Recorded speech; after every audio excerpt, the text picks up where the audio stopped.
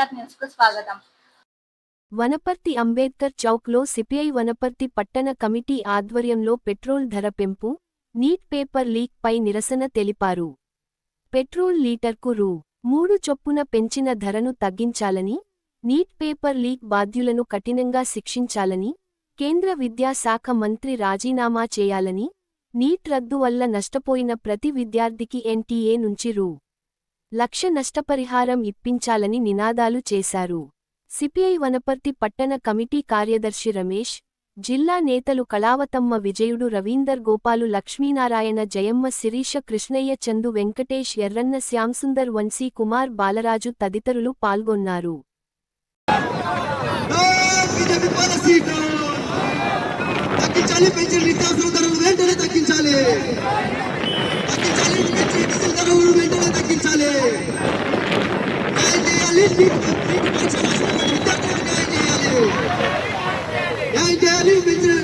మోసపోయిన విద్యార్థులకు న్యాయం చేయాలి.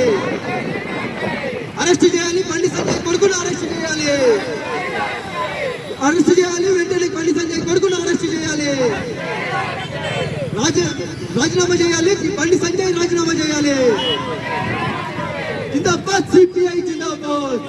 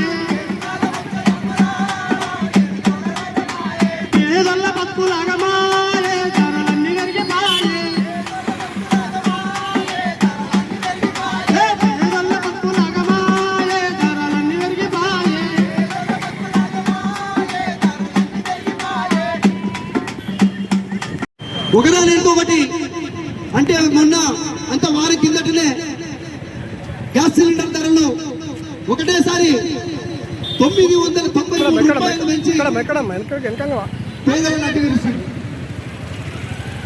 అంతకుముందే ఎల్పిజి గ్యాస్ సిలిండర్ల ధర కూడా ఇళ్లకు తీసుకునేటువంటి గ్యాస్ సిలిండర్ ధరలు కూడా అమాంతంగా పెంచేసారు.